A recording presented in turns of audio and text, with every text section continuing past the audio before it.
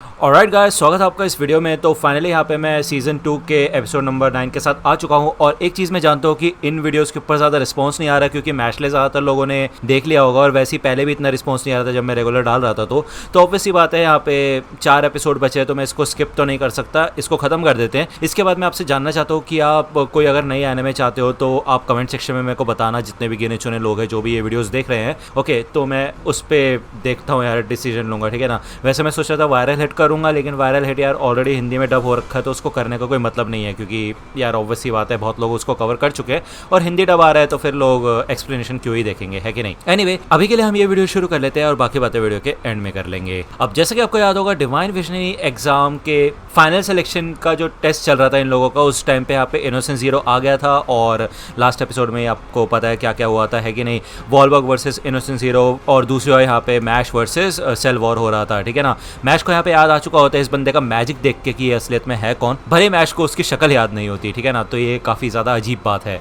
दूसरी ओर यहाँ पे हमें एडम के बारे में बताया जाता है, जिसका पूरा नाम होता है एडम जॉब्स। अब आप जानते होंगे ये वो लेजेंडरी मैजिक यूज़र है जो कि पूरे इतिहास में सबसे ज़्यादा ताकतवर जादूगर था, ठीक है। उसी ने यहाँ पे एजुकेशन सिस्टम की स्थापना की थी, मैजिकल थ्योरीज बनाना शुरू की थी, ठीक है। इसके अलावा उसने ब्यूरो ऑफ मैजिक की भी शुरुआत की थी, एक एडमिनिस्ट्रेटिव ऑर्गेनाइजेशन के तौर पर। लेकिन अपनी बाकी की ज़िंदगी उसने उन लोगों की मदद करने में बिताई जो कि मैजिक का इस्तेमाल नहीं कर सकते थे। इसका मतलब यह है, एडम जॉब्स भले कितना भी ताकतवर हो, कितना भी कमाल का जादूगर हो, लेकिन वो नोब्लेसी ओब्लाइज में बिलीव करता था, यानी कि जो स्ट्रॉन्ग लोग हैं उन्हें कमज़ोरों की मदद करनी चाहिए, ठीक है ना। यही उसका मानना था और यही वो सोचता था कि जो उसके 3 डिसाइपल्स हैं, जिनमें वॉलबर्ग भी शामिल था, वो उसकी इस इच्छा को पूरा करेंगे। तो अब आपको पता ही होगा, 3 डिसाइपल में से 2 हम जानते हैं, एक अभी भी हमें नहीं पता है कौन होगा। ओके, तो जैसे कि अब आपको याद होगा कि इनोसेंट जीरो ने एक फॉरबिडन स्पेल का इस्तेमाल किया था, जहाँ पे एक कबर टाइप आ गई थी। उस कब्र के अंदर से एडम की बॉडी निकलती है यार।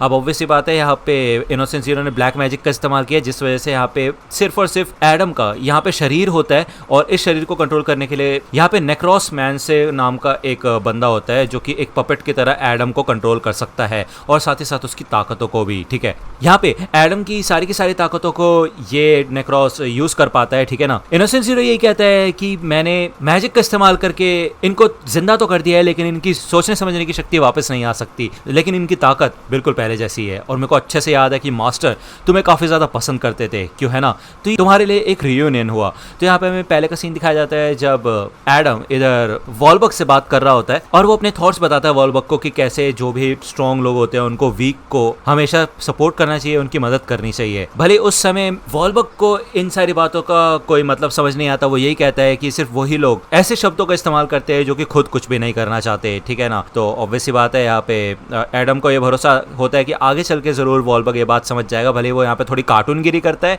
लेकिन यहाँ पे हमें फिर से अभी का सीन दिखाया जाता है। वॉलबर्ग मानता है कि यार जो उसके मास्टर है एडम, वो आज तक के सबसे बेहतरीन जादूगर थे, लेकिन अब समय बदल चुका है। अभी इस समय सच बताओ तो वॉलबर्ग सबसे ज़्यादा ताकतवर होता है, ठीक है ना। वो अभी के जो जादुई दुनिया है उसमें सबसे ज़्यादा ताकतवर होता है। वॉलबर्ग बैगन नाम है इस बंदे का। और हमें अभी तक यार वॉलबर्ग की कुछ खास एबिलिटीज़ दिखाई नहीं गई थी, लेकिन अभी सच बताओ तो ये पूरा एपिसोड ही डेडिकेटेड है वॉलबर्ग को कि वो कितना ज़्यादा खतरनाक जादूगर है इस दुनिया का, ठीक है। और ये बात नेक्रोस को भी पता होती है, लेकिन साथ ही साथ वो ये भी जानता है कि भाई जो एडम है वो काले जादू का इस्तेमाल करता है, जिस वजह से वॉलबर्ग उसका सामना नहीं कर सकता, ठीक है ना।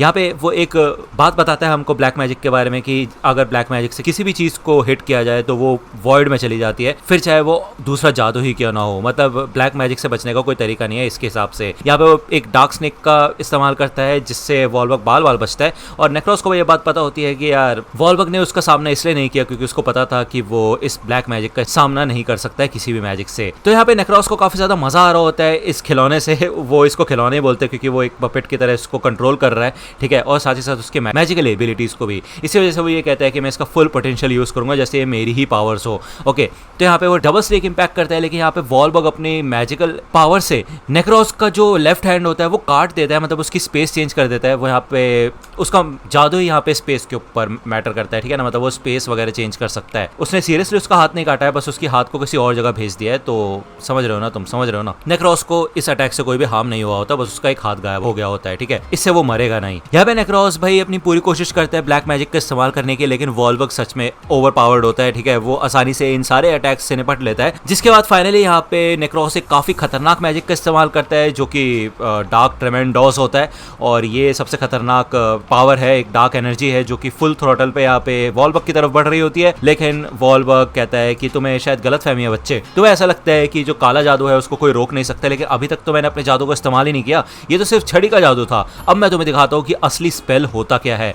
तो भाई ये तो एक खतरनाक टाइप की पावर होती है वॉल्बर्ग की, जो कि स्पेस सैक्रिफाइस नाम की होती है, और इससे यहाँ पे ये ब्लैक मैजिक तो गायब हो ही जाता है, साथ ही साथ नेक्रोस का भी नामो निशान मिट जाता है। तो वॉल्बर्ग यहाँ पे पहले का सीन याद करता है जब एडम ने बोला होता है वॉल्बर्ग को कि तुम एक ना एक दिन ये बात समझ जाओगे क्योंकि तुम बहुत ज्यादा ताकतवर हो, ठीक है।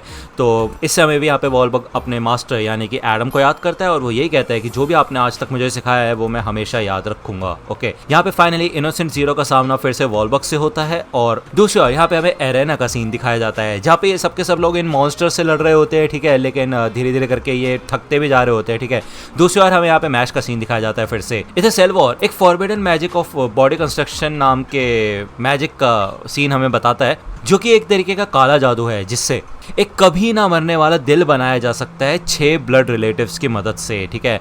मतलब 6 लोग जिनमें एक ही इंसान का खून हो, उन 6 के 6 लोगों को अगर मिलाया जाए तो एक ऐसा हार्ट बनेगा जो कि कभी मर नहीं सकता, ठीक है ना, समझ रहे हो ना तुम मेरी बात। तो इसलिए यहाँ पे इनोसेंट जीरो को मैश की जरूरत होती है। इसी वजह से फादर ने 6 बच्चों को जन्म दिया जिससे कि वो उनके हार्ट्स का इस्तेमाल कर सके। तो यार अब आप जानते होंगे इनोसेंट जीरो यहाँ पे मैश के पीछे पड़ा हुआ था, तो यही मेन रीजन है। सेल्वॉर का ये कहना है कि फादर ने ही यानी कि इनोसेंट जीरो ने ही मैश को बनाया था। ये सुन के तो भाई मैश खुद ही शॉक हो जाता है, और सेल्वॉर यही कहता है कि इन सब के बाद तुम भगवान के बहुत ज्यादा नजदीक पहुंच जाओगे, और मैश ये सब सुन के यही कहता है, इसका मतलब ये है कि जैसे हमें अपनी मसल्स बढ़ाने के लिए प्रोटीन की जरूरत होती है वैसा ही कुछ ना, बस इतना ही काम है मेरा। तो यहाँ पे वो ये सब चीजें झेल ही नहीं पाता। अब आपको पता है इतनी सारी इन्फॉर्मेशन के बाद उसका दिमाग चलना बंद हो जाता है, जिसके बाद यहाँ पे भाई वो सोने के लिए लेट जाता है आराम से। तो सेल्वॉर कहता है भाई क्या क्या कर क्या रहे, ये मतलब कुछ ही सेकंड के अंदर सो भी गया, और खुद ही उठ भी जाता है मैश। तो मैश उठते साथ यही कहता है तो तुम क्या कहना क्या चाहते हो कि तुम मेरे भाई हो? तो सेल्वॉर कहता है कि नहीं, मैं सिर्फ एक क्लोन हूँ जो कि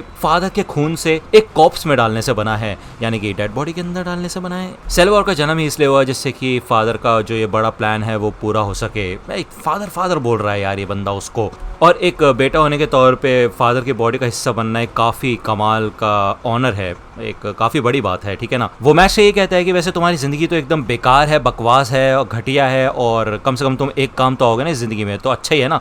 इतने में यहाँ पे भाई मैश आते साथ उसके मुंह पे मुक्का मार देता है, और सेल्वॉर कहता है भाई अभी तो मैं बात ही कर रहा था, सुनी भी नहीं मेरी बात। तो मैश कहता है फिर चाहे मेरी जिंदगी काम की हो या ना हो, भारी हो या फिर हल्की हो, इससे कोई घंटा फर्क नहीं पड़ता, क्योंकि मेरे को तुम रोक नहीं सकते, तो चलो फिर अपना बेस्ट दो मुझे। तो सेल्वॉर ये मानता है कि भाई फादर ने इसको बनाया तो इसके अंदर ऑब्वियस सी बात है ताकतें तो होंगी ही होंगी, तो इसलिए अब वो अपनी खुद की ताकत का भी पूरा इस्तेमाल करेगा। यहाँ पे उसकी भी एक और लाइन ग्रो हो जाती है, ठीक है, और सेल्वॉर यहाँ पे फाइनली अपनी पूरी एनर्जी का इस्तेमाल करता है। यहाँ पे उसकी वॉन्ड की जो शेप होती है वो चेंज हो चुकी होती है, अपने असली फॉर्म में आ चुकी होती है, और इस खतरनाक मैजिकल पावर को जो एरेना के अंदर होते हैं बंदे वो देख रहे होते हैं और डर जाते हैं कि भाई इतनी सारी खतरनाक पावर निकल कहां से रही है। अब ऑब्वियस सी बात है यहाँ पे कार्डो यही सोचता है कि उसको जल्दी से जल्दी मैश के पास जाना होगा उसकी मदद करने के लिए, लेकिन वो नहीं जा सकता यहाँ पे ये सब छोड़ के, ठीक है। जिसके बाद यहाँ पे हमें दिखाया जाता है कि सेल्वॉर के जो ये वॉन्ड होती है इसमें 4 चरखे टाइप लगे होते हैं, या मैं क्या बोलूं, डिस्क लगी होती है जो कि डायमंड कोटेड होती है। ये डायमंड को भी काट सकती है, मतलब डायमंड कटर्स कह लो यार तुम इनको। इन 2 डिस्क से यहाँ पे वो मैश के ऊपर अटैक्स करता है, ठीक है, और वो यही कहता है कि वैसे भी फादर को तुम्हारे सिर्फ दिल की जरूरत है, तो मैं बाकी सारी चीजें काट सकता हूँ तुम्हारे शरीर की। तो यार मैश कंटिन्यूसली इन अटैक से बचने की कोशिश करता है, और वो पहले तो सेल्वॉर के पास जाने की सोचता है, लेकिन भाई उसे पता चल जाता है कि ये बहुत ज्यादा मुश्किल है, और अभी तो 2 तो स्टैंड बाय पे भी हैं जो कि उसने अपने पास रखे हुए हैं डिस्क, जिससे कि मैश उसके नजदीक ना आए। तो यार ये तो काफी ज्यादा खतरनाक बात है। सेल्वॉर यही कहता है कि लगता है तुम्हें डर लग रहा है, देखो लेकिन अगर तुम भागने की कोशिश करोगे तो पनिशमेंट के तौर पे मैं तुम्हारे सारे के सारे दोस्तों को यहाँ पे खत्म कर दूंगा, सबको मार डालूंगा मैं, ठीक है ना। तो आपको याद ही होगा वो ऊपर ब्लैक डायमंड नाम का जादू है जो कि सबको मारने के लिए तैयार है। 1000 स्पाइक्स है इसके अंदर जो कि सबका खात्मा कर सकते हैं, ठीक है। सेल्वॉर कहता है चलो अब हार मान जाओ मैश। तभी यहाँ पे ये डिस्क फिर से आती है, और ऑब्वियसली बात है यार ये होमिंग लॉन्चर की तरह है, मतलब यार पीछे पड़ गई है मैश के जब तक उसको काट के नहीं रख देती। मैश यहाँ से भागने लग जाता है, सेल्वॉर को यकीन ही नहीं होता, वो कहता भाई क्या क्या चल रहा है ये, मतलब ये अपने दोस्तों के ऊपर गिव अप करके जा रहा है जो कि बेचारे उसके लिए लड़ रहे हैं। तभी इतने में पीछे से मैश आ जाता है और आके सेल्वर को पकड़ लेता है। मैश कहता है कि मैंने पूरे एकेडमी का चक्कर लगा दिया और मैं यहाँ पे उनसे पीछे छुड़ा के आ चुका हूँ डिस्क से, ठीक है ना। तो यार सेल्वर सोचता है भाई कितनी स्पीड से भागा होगा ये बंदा। अब ये ऐसा सोच रहा है कि ये मेरे पीछे छुप के मेरे ऊपर उन डिस्क से अटैक करवाएगा, लेकिन इसको पता नहीं है मेरी सबसे बड़ी ताकत की ऑब्वियस बात है सेल्वर अपने आप को एक डायमंड में ट्रांसफॉर्म कर सकता है, मतलब उसकी स्किन को, ठीक है ना। तभी यहाँ पे हमें दिखाया जाता है कि भाई मैश के ऊपर ये लग जाती है डिस्क और मैश काइंड ऑफ बेहोश टाइप हो जाता है और सेल्वर उसके सर पे लात वात मारता है और कहता है कि अब देखना मैं तुम्हारे दोस्तों का भी यही हाल करूंगा। वो देखता है कि यार यहाँ पे मैश का सर तो क्रीम पफ जैसा बन चुका है। यहाँ पे मैश उठता है और भाई क्रीम पफ पार्टी चिल्लाता रहता है और भाई ये सारे क्रीम पफ ठूसने लग जाता है भाई सेल्वर के मुंह में। सेल्वर सोचता है भाई चल क्या रहा है, जिंदा क्यों है ये, चल क्या रहा है भाई ये। तो ऑब्वियस बात है यहाँ पे असलियत में क्या हुआ होता है मैं तुम्हें बताता हूँ। यहाँ पे बेसिकली भाई चोक कर दिया होता है मैश ने पीछे से, जब आया होता है ना वो स्टार्टिंग में, तो सेल्वर का गला दबा दिया होता है उसने अपने बाइसेप्स मैजिक से। हमें बताया जाता है इस कंडीशन का नाम है हाइपोक्सिया। जब दिमाग तक प्रॉपर ऑक्सीजन नहीं पहुंच पाता है तो इंसानों के दिमाग में अलग अलग ख्याल आने लगते हैं, उनको हेलुसिनेशन होने लगते हैं, ठीक है। तो यहाँ पे कुछ ही चंद सेकंड में जब वो डिस्क आ रही थी मैश की तरफ, तब मैश ने सेल्वर को चोक कर दिया जिस वजह से उसका मैजिक भी गायब हो गया और उसके दिमाग तक ऑक्सीजन नहीं जा पा रहा था और ये ब्लैक डायमंड वाला मैजिक भी नाकाम हो जाता है। यहाँ पे सेल्वर हार जाता है, मतलब बेहोश टाइप हो जाता है और वो कहता है कि मेरे को अपना स्कूल बहुत पसंद है, अपने दोस्त बहुत पसंद है, तो फिर उसके लिए चाहे मेरे को तुम्हें 1000 बार ही सही चोक करना पड़े तो मैं करूंगा अपनी मसल्स से, ठीक है। तो यार ये एपिसोड यहीं पे खत्म होता है और मुझे जरूर बताना कमेंट सेक्शन में कि आप कौन सी एनिमे चाहते हो। वायरल हिट तो मैंने ऐसे बोल दिया था एनिमे के स्टार्टिंग में, मतलब एपिसोड के स्टार्टिंग में, लेकिन आप अपने हिसाब से कोई बता सकते हो, मांगा बता सकते हो और फिर मैं उसकी रिसर्च करूंगा जिसके बाद हम इस चैनल के ऊपर फिर से एक नया कंटेंट लाना शुरू कर सकते हैं। मुझे बताइए चैनल पूरा मेनली वन पंच मैन के ऊपर है और इस वजह से बाकी ज़्यादा एनिमे के ऊपर कुछ रिस्पॉन्स आता नहीं है, लेकिन मुझे उम्मीद है कि अगर मैं कुछ नया ट्राई करूंगा तो आप लोग जरूर सपोर्ट दिखाओगे, नए लोग भी जुड़ेंगे हमारे चैनल पे, है ना। जहाँ तक बात है ब्लीच की, तो एक बार ये मैशले खत्म होने दो, उसके बाद हम ब्लीच को कंटिन्यूसली शुरू करेंगे, ठीक है ना। उसके कंटिन्यूस एपिसोड्स डालना शुरू करेंगे। अगर आपको ये वीडियो पसंद आए तो लाइक करना, सब्सक्राइब कर लो चैनल पे नए हो तो। मिलता हूँ आपसे अगले वीडियो में, तब तक के लिए गुड बाय।